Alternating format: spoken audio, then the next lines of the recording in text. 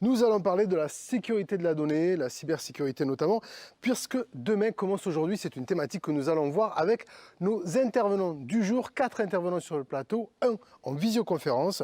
Je commence par les présentations. Madame, messieurs, bonjour. Bonjour à toutes et à tous. Lieutenant-colonel Laurent Leberon, vous êtes chargé de projet sécurité économique et protection des entreprises au sein de la Gendarmerie nationale. Bonjour, merci d'être avec nous. Bonjour, merci. À vos côtés, il y a Rémi Dodini, le délégué à la sécurité numérique de la région Occitanie au sein de l'ANSSI. Bonjour. Bonjour Martin. L'ANSSI, l'Agence nationale de la sécurité des systèmes d'information. Tout à fait. France Charruet, bonjour. Vous êtes avocate en droit des affaires et technologies avancées au sein du barreau de Toulouse. On verra avec vous les outils juridiques. Pierre Benaïm, bonjour. Bonjour. Vous êtes le secrétaire général à la stratégie régionale de l'innovation au sein du Conseil régional Occitanie. Merci d'être avec nous également. Vous remplacez au pied levé Caroline de Rebiana de Cyberrock. C'est pour ça que vous avez son nom effectivement sur le plateau. Et enfin, je termine par les présentations avec Baptiste Robert. Baptiste, bonjour. Bonjour. White Hat, ce qu'on dit dans le jargon, c'est un hacker éthique et vous êtes également le dirigeant de Predictalab. Merci d'être avec nous en visio. On va vous écouter tout à l'heure justement sur ces outils. Auparavant, maintenant qu'on a fait les présentations, on va débuter, on va rentrer dans le vif du sujet et on va s'intéresser au contexte actuel en matière de cybersécurité. Alors quand on parle de cybersécurité, ça donne des notions un petit peu guerrières et il y a effectivement une guerre informationnelle qui existe. C'est ce qu'on va voir maintenant avec Laurent Leberon. Alors, Laurent Leberon, peut-être tout d'abord commencer justement par cet état de l'art, un petit peu. Où est-ce qu'on en est aujourd'hui de cette sécurité des données?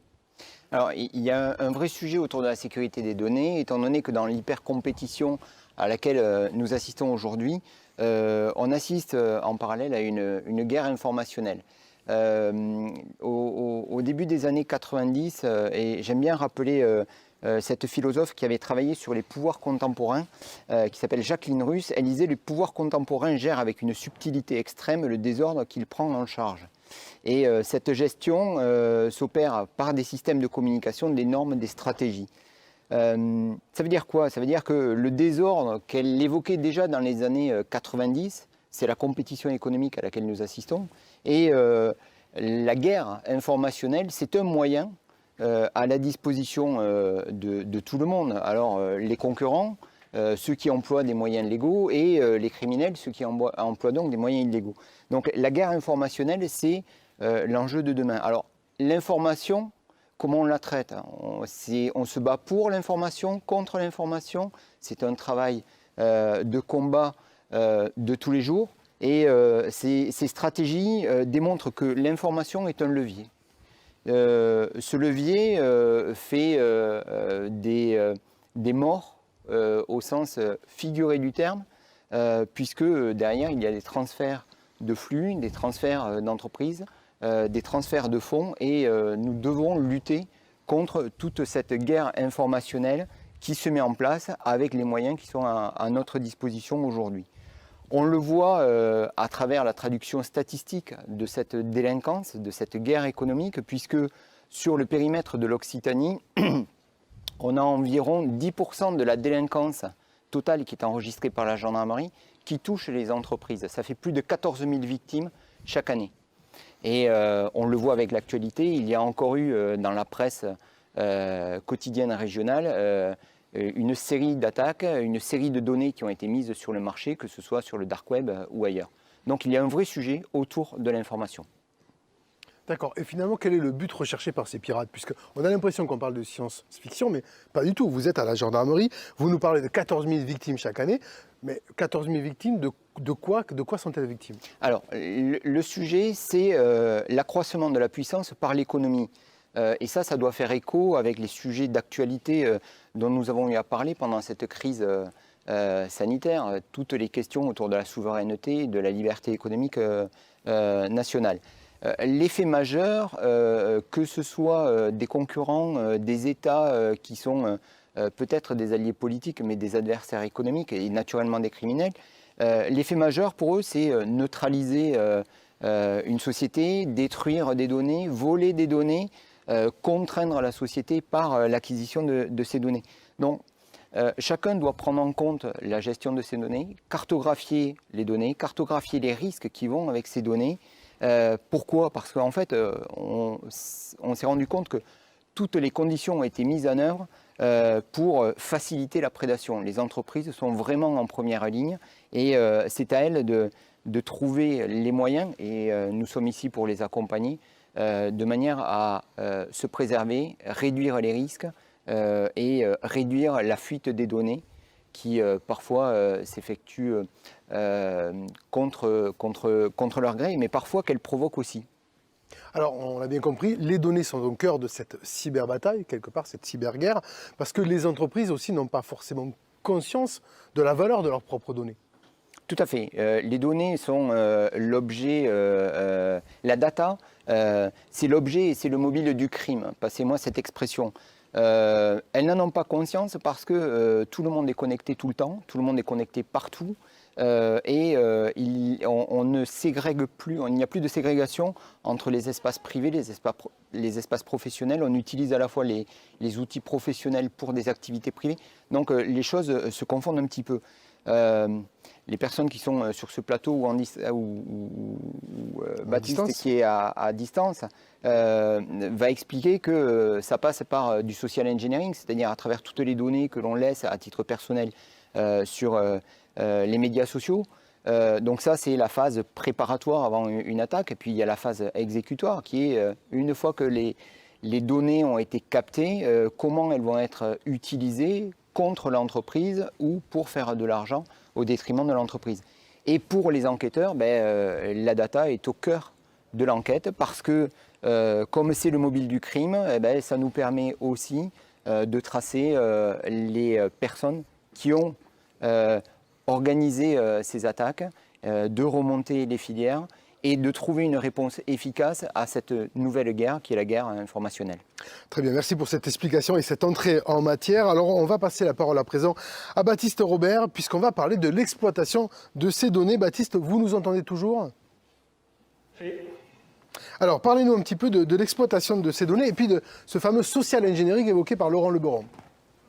Alors effectivement, la donnée sur Internet est faite pour les sites Internet sont faits pour que vous donniez votre donnée, que l'utilisateur mette sur le site Internet, sur le service, sa donnée. Et c'est quelque chose de très très important aujourd'hui et qui sert ensuite pour préparer une attaque, c'est-à-dire que les interfaces utilisateurs, le parcours de l'utilisateur dans une application est fait de manière à ce que l'utilisateur va déposer ses données. Typiquement, je prends un cas extrêmement concret, vous téléchargez une nouvelle application de messagerie, WhatsApp typiquement, ça vous demande un accès à vos contacts de manière à retrouver vos amis. Et sous couvert d'une fonctionnalité, en fait, on va récupérer de la donnée qui va être centralisée, qui va être donnée à une société tierce.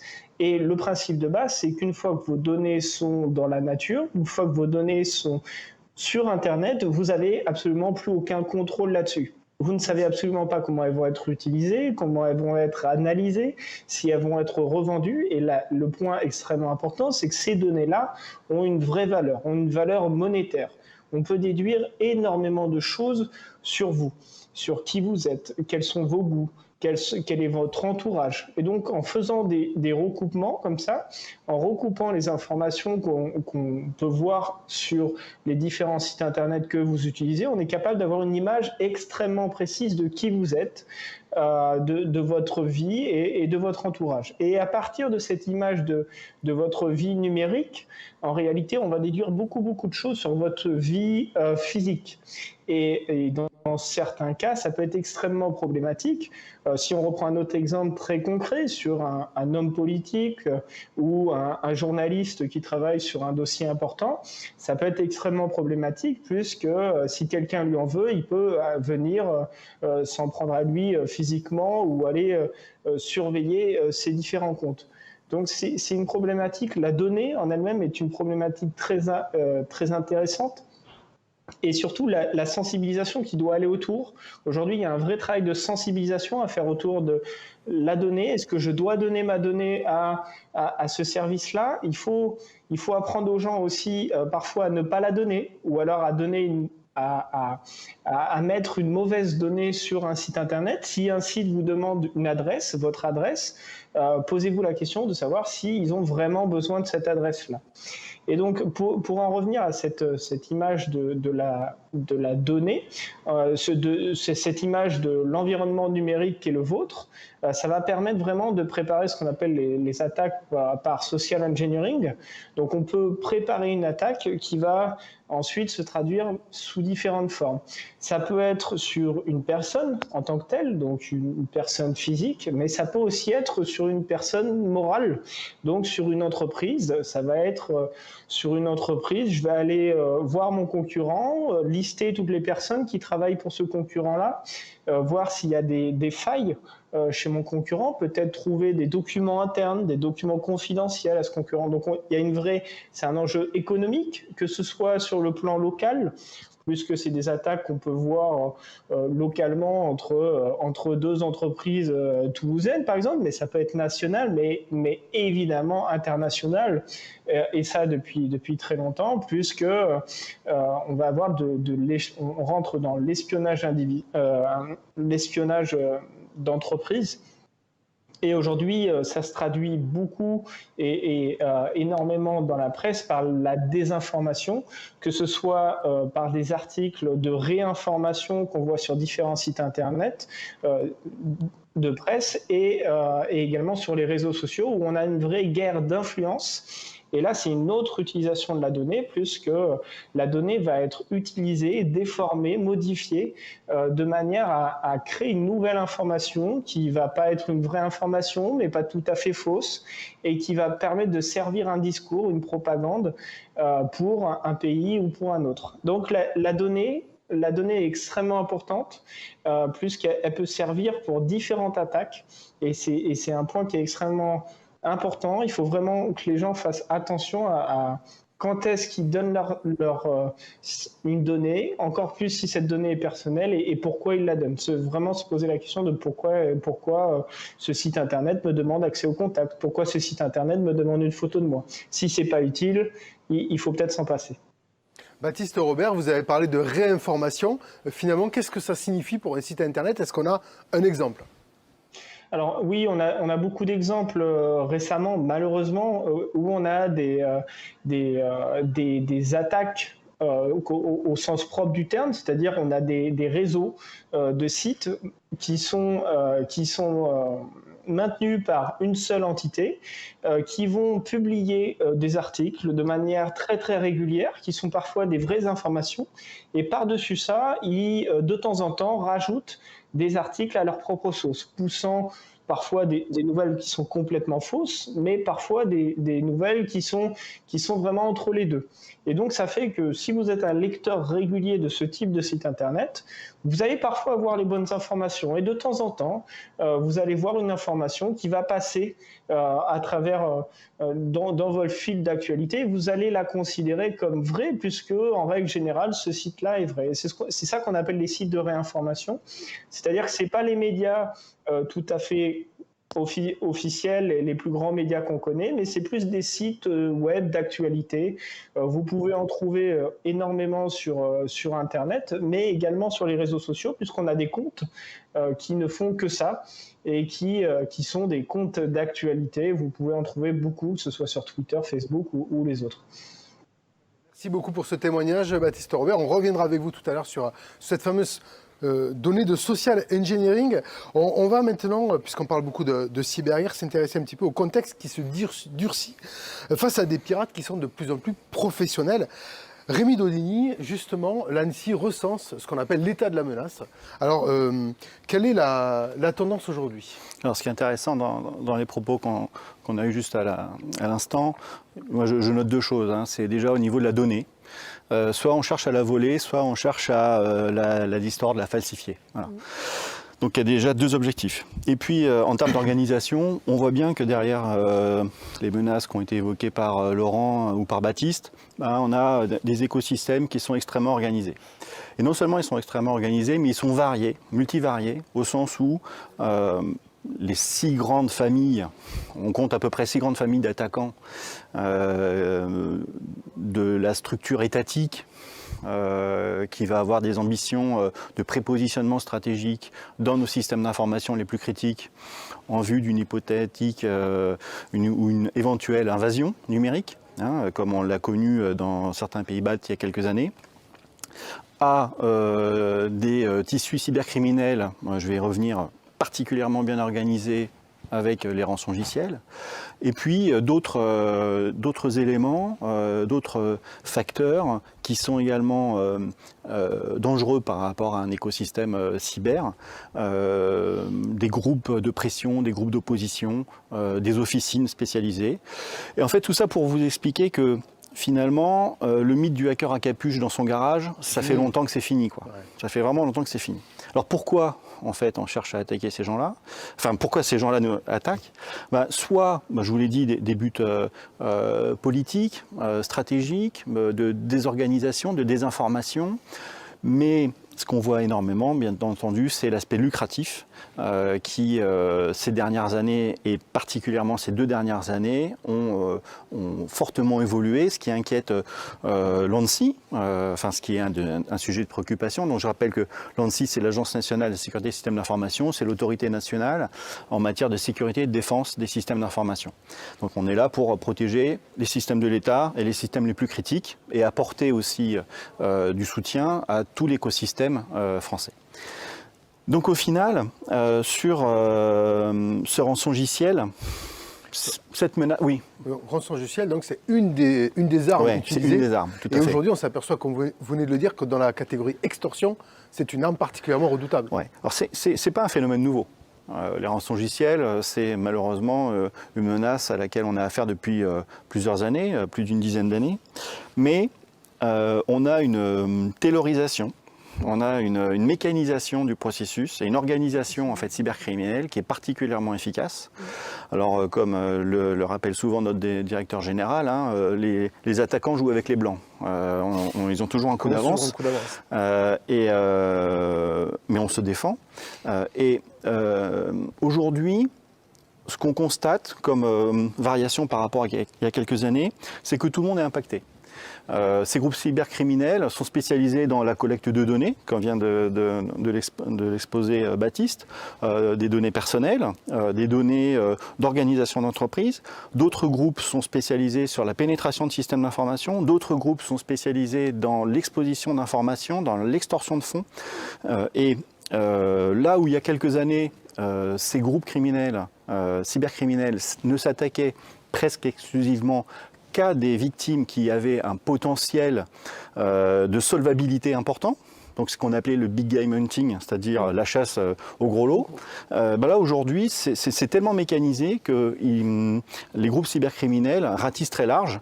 Et j'ai beaucoup d'exemples malheureusement en Occitanie, le périmètre dont j'ai la responsabilité, de TPE et PME qui sont victimes de rançongiciels qui sont tout à fait automatisés. Et là, encore une fois, pour vous donner une idée de la sophistication, c'est que ces groupes sont capables d'adapter le montant de la rançon pour vous redonner les clés qui vont vous permettre, les clés cryptographiques qui vont vous permettre de retrouver vos données. Voilà. Donc ça, c'est particulièrement inquiétant. Alors, face à ces méthodes qui se durcissent, qui s'industrialisent, qu'est-ce qu'on peut faire? Que fait l'ANSSI? Et quel est le soutien aux entreprises qu'on peut avoir? Alors, le soutien, en fait, il est organisé en fonction de la criticité des acteurs. D'accord. Donc, l'ANSSI a dans son portefeuille de bénéficiaires l'interministériel, les systèmes critiques et ce qu'on appelle les opérateurs d'importance vitale, c'est-à-dire les gens qui nous distribuent l'eau, l'électricité, les télécoms, la santé, les transports, etc. Donc ça, on surveille de très près et on a des capacités de réaction pour intervenir. Vous vous souvenez peut-être de ce qui s'était passé notamment sur TV5 Monde, plus récemment sur les hôpitaux, les structures hospitalières de Villefranche et de Dax. Donc on a des forces de projection pour pouvoir intervenir. Pour les TPE-PME, ce n'est pas l'ANSSI en fait qui est en interface, mais c'est un dispositif qui s'appelle cybermalveillance.gouv.fr, qui a été incubé de 2017 à 2019 à l'ANSSI et qui maintenant vit sa grande vie avec notre soutien bien entendu, et qui est en fait un portail auprès duquel les TPE-PME peuvent trouver non seulement des informations de sensibilisation, mais également de la mise en relation avec des prestataires de sécurité qui viendront pouvoir soit les accompagner à mettre en place un système d'information robuste, soit pour faire de la remédiation et réparer quand il y a eu une attaque cyber. Et d'ailleurs, les prestataires sont labellisés experts cyber.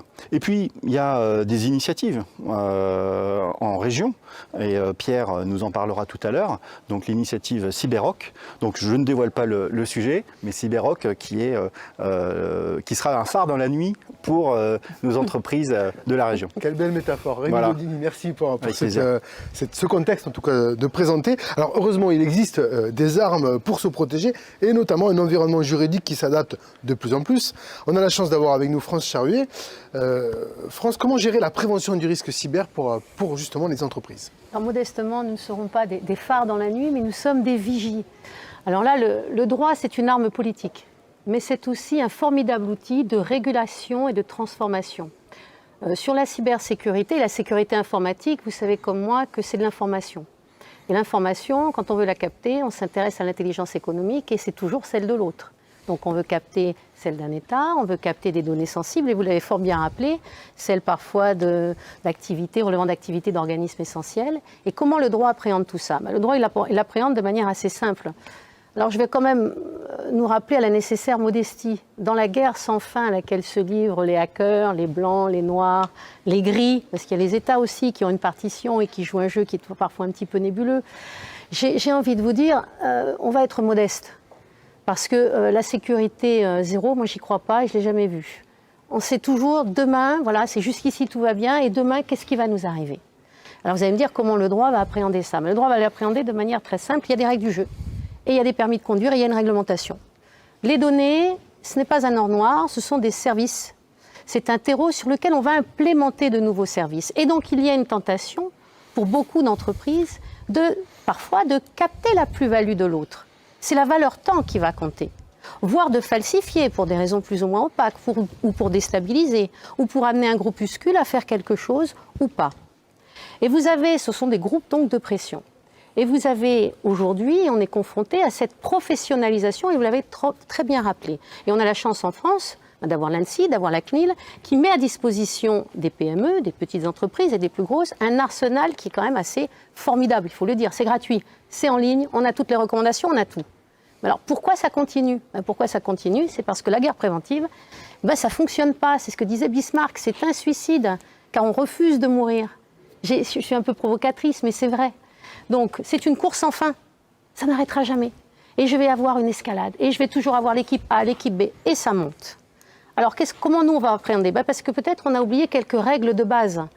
Les règles de base, c'est d'abord l'humain. L'humain, c'est le problème et c'est aussi la solution. Alors oui, il faut qu'on les forme. Oui, on a les nouveaux métiers émergents de la data. Oui, il nous faut des data protection officers, délégués à la protection des données. Oui, il nous faut des spécialistes en cybersécurité, et vous avez tout à fait raison de les répertorier. Mais encore faut-il avoir les moyens de faire appel, avoir le temps, pouvoir gérer ça dans son entreprise, avoir de la disponibilité. Parce que quand on arrive dans une entreprise et qu'on explique les règles de sécurité et qu'on explique les règles de compliance, mais c'est compliqué pour le dirigeant de la PME. Parce qu'il n'a pas forcément la disponibilité d'esprit en pleine crise sanitaire, où sa logique, lui, c'est tout simplement, modestement, d'avoir un volume de commandes qui augmente, d'essayer de sensibiliser ces hommes, oui, mais on est sur une logique aussi économique. Donc la rapacité des autres, on la connaît, puisqu'on sait qu'ils vont vouloir arracher l'avantage compétitif. On va avoir des problématiques de captation de données personnelles, mais aussi de données non personnelles, des données techniques. Avec, en plus, cerise sur le gâteau, un statut de la donnée qui évolue, c'est-à-dire qu'on passe à données publiques, données anonymisées, et ça tourne. Ça peut être des données techniques, hop, ça peut redevenir des données personnelles du fait des croisements de données. Et j'ai de la réglementation un peu partout. Un millefeuille de réglementation. Mais on est en France et on est en Europe, et on a une chance. C'est qu'aujourd'hui, on a pour la première fois une boîte à outils, ça s'appelle le RGPD, mais pas que. On a la directive Nice, on a la directive sur le secret des affaires, qui est à disposition des chefs d'entreprise, des responsables de traitement, pour autant qu'ils s'en emparent. Et je vous parlais d'un permis de conduire. Il y a un permis de la data, un permis de circuler. Je charge dans ma voiture de la data qui doit être propre, c'est-à-dire collectée de façon responsable, dans certaines conditions, c'est-à-dire qu'avec le niveau de sécurité, et j'en réponds. Et c'est ça où le droit et c'est là où le droit est important, c'est-à-dire que le droit va vous dire, vous montez dans la voiture, mais en gros, il va falloir mettre l'essence, les roues et avoir le permis. Et le permis, c'est quoi? C'est mon niveau de compliance, ça ne fait pas plaisir, c'est des choses simples. Et quand je vous dis, c'est la guerre, c'est effectivement c'est se suicider parce qu'on refuse de mourir, parce que c'est ça la sécurité informatique. Mais le bon sens, quand je vous dis que la problématique, c'est l'humain, c'est celui qui est c'est celui qui est assis sur la chaise, et c'est peut-être lui qui a la problématique, mais c'est aussi la solution. Donc il faut le former. Il faut le former à quoi? À appréhender les règles de compliance, à faire ses registres, à documenter son niveau de sécurité, parce que le responsable de traitement va avoir une obligation au titre du RGPD, c'est l'article 32, on a souvent tendance à l'oublier, qui met une responsabilité tant pour les responsables de traitement que pour les sous-traitants. Mais ce n'est pas simplement ça, ce n'est pas que la prévention, ce n'est pas que la gouvernance de la data, ce n'est pas qu'une question de registre. Il y a des outils qui sont assez simples et qui sont assez simples à mettre en place, comme une charte informatique, des guides de bonne pratique, des règlements intérieurs, des avenants au contrat, etc. On connaît le bouclier. Cette boîte à outils, il faut l'appréhender. Je monte dans ma voiture. Le RGPD, ce n'est pas une contrainte. Le règlement européen sur la protection des données. Cette boîte à outils, elle va vous permettre. Le rôle de l'avocat là-dedans? Le rôle de l'avocat, c'est d'aider à l'implémentation de cette réglementation qui est complexe, mais qui va être un formidable outil et un levier de performance et d'innovation pour l'entreprise, pour autant qu'elle le comprenne. Pourquoi? Mes données, c'est un actif incorporel. L'information, c'est un actif incorporel. L'information, c'est le savoir, c'est le pouvoir. Ce sont les métiers de demain, ce sont les services, le terreau sur lequel je vais peut-être implémenter des nouveaux services. Et puis modestement, même si je suis une petite TPE et que j'ai une base de données, il faut que ma base de données, elle soit collectée de manière licite, qu'elle soit légale, parce que demain, je vends ma société. Eh bien, dans mon actif incorporel, je ne peux pas tricher. Il va falloir que mon actif, il soit licite. Sinon, je m'expose à des risques de résolution de la vente de ma petite société. Je m'expose aussi à des risques, et ça c'est la Cour de cassation qui le rappelle, si je vends ma société, la société absorbante peut répondre pénalement si j'ai une non-conformité antérieure, et ça c'est récent, c'est depuis novembre 2010. Donc le RGPD, je l'appréhende, je le mets en place, mais je ne le vis pas comme une contrainte. Mais il faut que j'en ai les moyens. Et donc, comment je fais quand déjà je n'ai pas de commande? Quand déjà, je ne sais même pas si je vais pouvoir garder mes gars avec moi à la production. Alors, comment je fais? Eh bien, comment je fais? Alors, j'ai des dispositifs dans l'entreprise. J'ai des dispositifs et donc des cahiers gratuits de la CNIL et de l'ANSSI. Je les regarde. Je fais aussi appel aux dispositifs qu'on a déployés au sein de la région qui sont importants pour le rebond de nos territoires, qui vont nous permettre d'avoir ces leviers, c'est-à-dire qu'on va réfléchir en termes de valorisation de l'actif. La sécurité, c'est aussi la valorisation des hommes et des outils et de leurs outils de travail. C'est parce que c'est un enjeu, et vous l'avez très bien dit tout à l'heure, c'est un enjeu de compétitivité des territoires. Si je n'ai pas d'outils de travail, je n'ai pas d'individus qui sont en capacité de relancer la consommation. Donc les dispositifs, moi j'appelle à un pass data, pas simplement à de la sécurité informatique, parce que ça c'est du suicide. Je souhaite aussi qu'on appelle à des réflexes de base, c'est-à-dire que ce qui se passe aujourd'hui avec l'incendie d'OVH ou d'autres, c'est que la leçon de cela, c'est la nécessaire modestie et que le recours au tout immatériel, on est dans un monde réel. Qu'est-ce que nous a appris la sécurité ou on va dire la crise sanitaire? C'est qu'on est aujourd'hui confronté à une imprévisibilité, ce sont les fameux signes noirs. Donc, en matière de sécurité informatique, j'ai une obligation de moyens qui est renforcée en termes de sécurité. Je devrais évoluer peut-être vers une obligation de résultats pour les failles qui sont documentées et que l'ANSSI, dans ses cahiers, rappelle. Il faut peut-être aller les lire. Et ça, c'est une notion, et c'est pour ça que c'est aussi important le RGPD, parce qu'on est dans une logique de responsabilisation de tous les acteurs. Alors, moi, je suis consommateur, je ne lis pas la politique de confidentialité, je ne suis pas formé où je vais sur un site on va dire, pour faire mes courses et qui est complètement, on va dire, vérolé, j'aurai une responsabilité. Et d'ailleurs, l'appareil, le droit vous le rappelle. France Charruet, on va revenir sur ces notions tout à l'heure, mais puisque vous avez parlé de valorisation et de territoire, on va s'intéresser justement aux initiatives faites par la région Occitanie. Alors, on a la chance d'avoir à vos côtés Pierre Benaïm, qui est quand même le délégué régional au schéma régional de stratégie régionale de l'innovation, j'en bafouille, et qui va nous présenter les solutions locales, puisque la région Occitanie réfléchit également de son côté à s'emparer de cette problématique de la cybersécurité.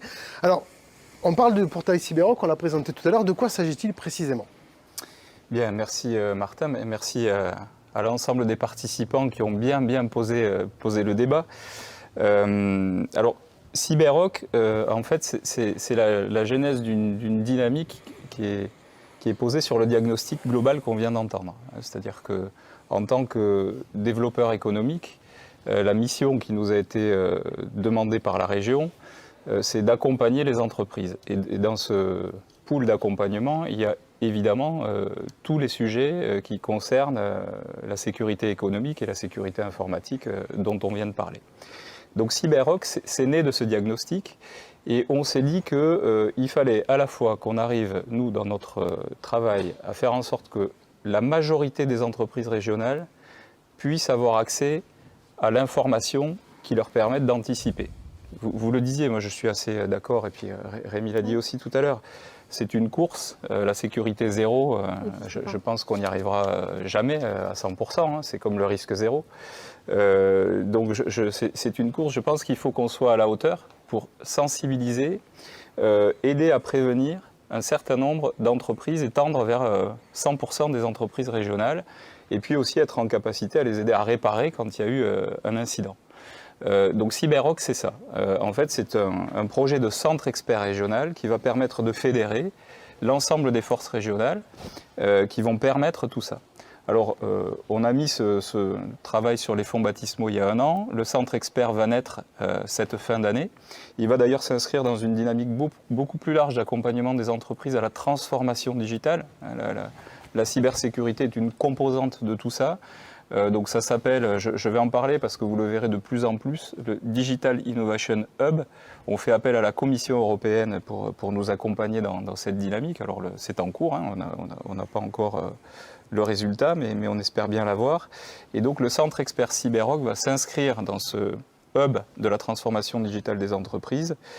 Et on va donc avoir une action à double sens. Donc cette action dont je viens de parler vers les entreprises régionales, et puis une action de filière, puisque en région Occitanie, nous disposons d'énormément d'expertise, que ce soit des producteurs de solutions, des chercheurs, et tout un tas de partenaires qui travaillent sur des solutions pour la cybersécurité.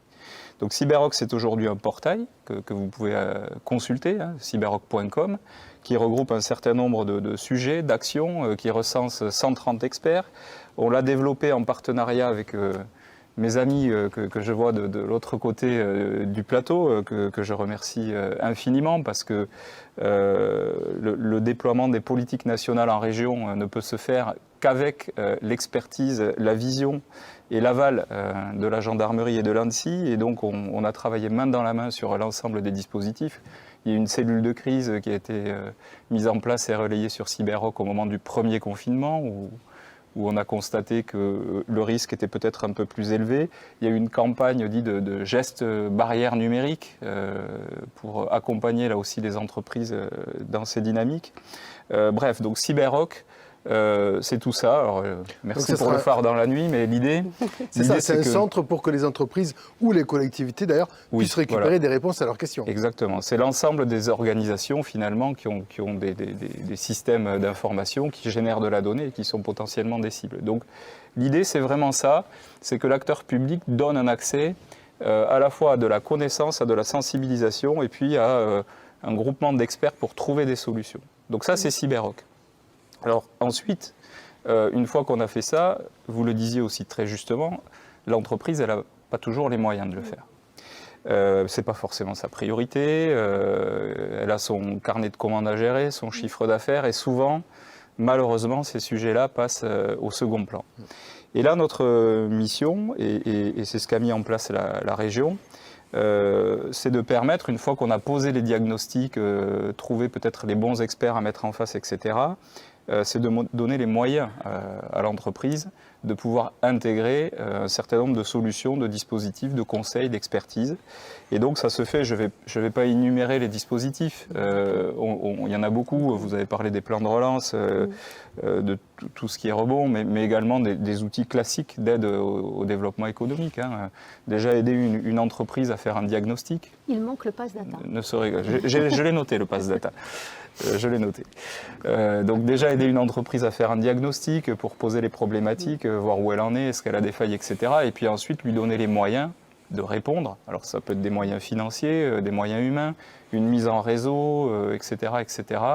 Donc tout ça, c'est le travail qu'on mène donc, au niveau de l'agence ADOC, qui est l'opérateur de CyberRock, et puis en relais avec la région qui, elle, va amener les solutions financières derrière, Et puis, comme je le disais, hein, on fait ça Elle a, en réseau. elle a besoin de comprendre que la sécurité, c'est un moyen de valoriser son outil de Oui, oui, travail et son complètement. fonds de commerce. Si elle ne le Complètement, et que c'est comprend pas et essentiel. s'il n'y a pas cet effort de pédagogie, elle ne rentrera pas sur ce tapis roulant qui avance à toute vitesse. Ce n'est pas dans son degré de compréhension, dans sa gestion des priorités, c'est un ailleurs. C'est toujours l'autre. Voilà, Alors et- qu'en réalité, elle a les moyens de son changement et de mettre les hommes en place et d'avoir les bonnes techniques et les bons atouts. On a Alors, tout à effectivement, il y a disposition. d'abord une prise de conscience. Prise comme de vous voulez dire, conscience, très oui. importante de la part des entreprises. Oui. Alors, on avance dans la table ronde, puisque l'heure tourne, malheureusement. Et juste, Martin, je voulais terminer là-dessus parce que c'est en lien avec Oui. votre commentaire, c'est les compétences. Oui. C'est évidemment les compétences. Est-ce qu'elles sont déjà présentes dans l'entreprise? Est-ce qu'il faut les former? Est-ce qu'il faut les intégrer? Donc ça, c'est un sujet qui est aussi extrêmement important et qu'on va porter dans la réflexion Cyberrock. Ah, mais il n'y a Alors- pas de réflexion, c'est que la valeur d'un territoire, ce sont avant tout les hommes et les femmes qui la composent. Nous n'avons plus le choix, on a une jeunesse aujourd'hui et des territoires qui se fragmentent, une jeunesse qui n'a plus de perspective, on a des nouveaux métiers émergents, on doit leur tenir la main et leur montrer.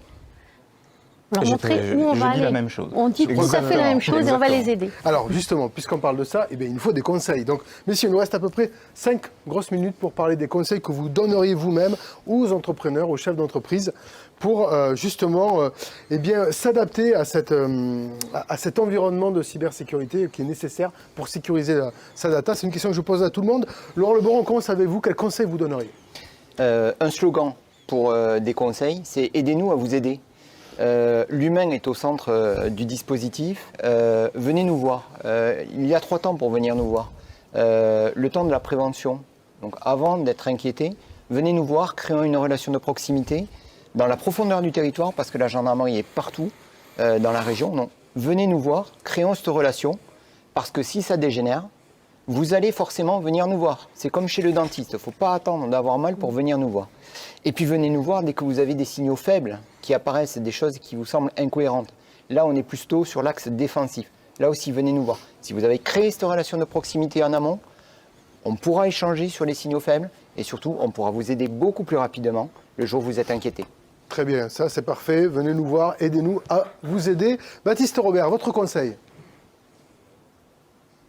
Alors, mon premier conseil, il va être c'est un vrai conseil de hacker, de ne pas forcément dire la vérité sur Internet. C'est-à-dire que si on vous pose la question, si on vous demande une information, posez-vous la bonne question et demandez-vous vous-même si le service en question a réellement besoin de cette information. On a été habitué dans la vraie vie à toujours répondre aux questions qu'on nous posait, à toujours dire la vérité. Typiquement à la caisse, au magasin, quand le caissier ou la caissière va vous poser la question de votre code postal, vous allez dire le bon. Sur Internet, c'est pas forcément bien de donner le bon code postal.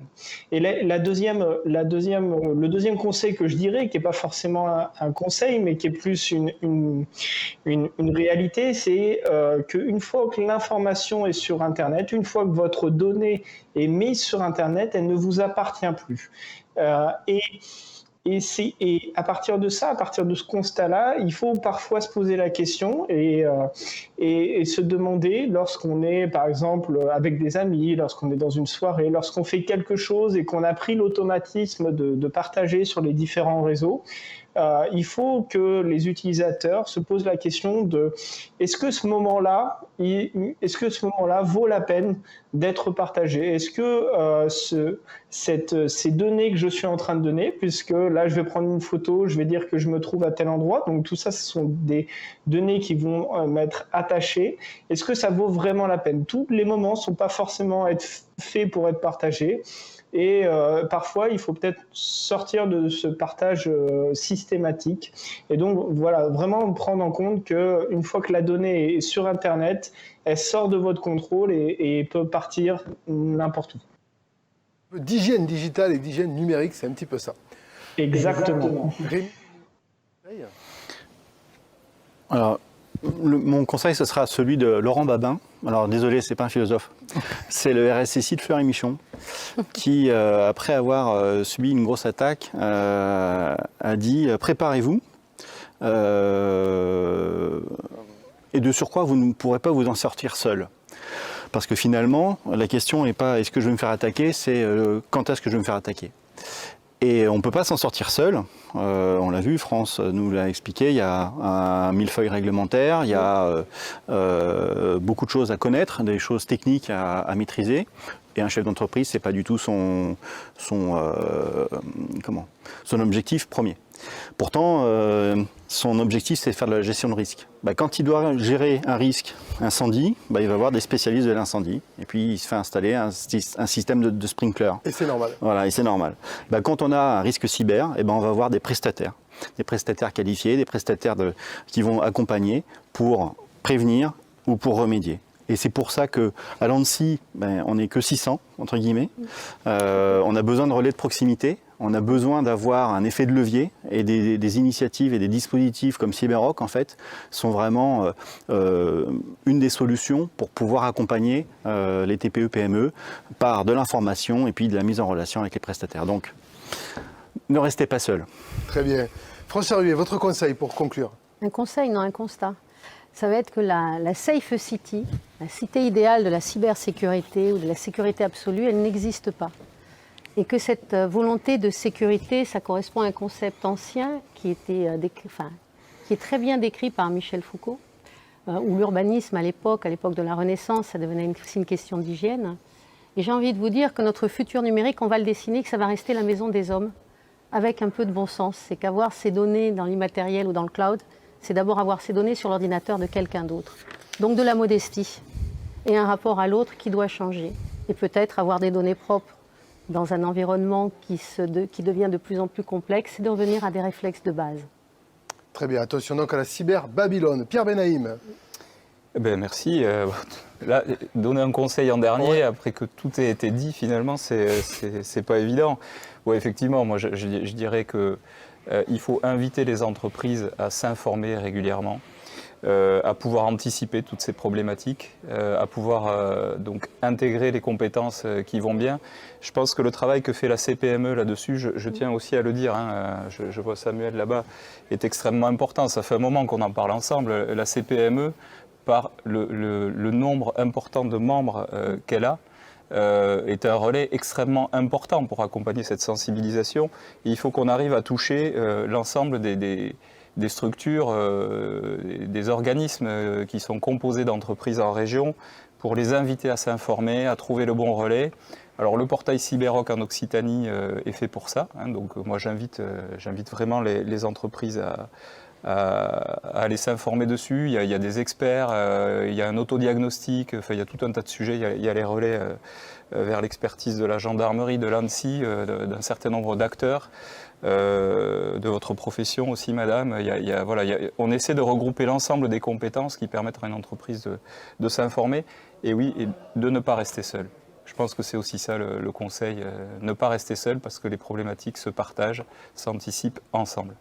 Très bien, et moi je vous donne un dernier conseil, c'est que si évidemment en tant qu'auditeur et spectateur de la CPME et de cette chaîne de vidéo, vous voulez avoir plus d'informations, si vous voulez rencontrer en chair et en os les intervenants qui sont là, découvrir également le centre CyberRock qui va être présenté. Je vous donne rendez-vous le 29 juin prochain aux rencontres cybersécurité d'Occitanie qui seront organisées à la fois à Toulouse et à Montpellier. Il y a un site internet pour avoir toutes les informations sur cette manifestation, c'est cybersécurité-grandsud.fr. Voilà, vous y trouverez toutes les informations et évidemment plus encore sur les partenaires qui sont autour de cette table. Madame, messieurs, merci beaucoup pour vos témoignages, vos explications. J'espère qu'on aura convaincu certains chefs d'entreprise de pouvoir s'initier enfin à la cybersécurité. Quant à nous, on vous retrouve pour une nouvelle table d'Eco Must Go On. Ça sera à 18h. Comment préparer le rebond? Ça sera animé par mon collègue Gilles Bousquet. Voilà, merci à vous toutes.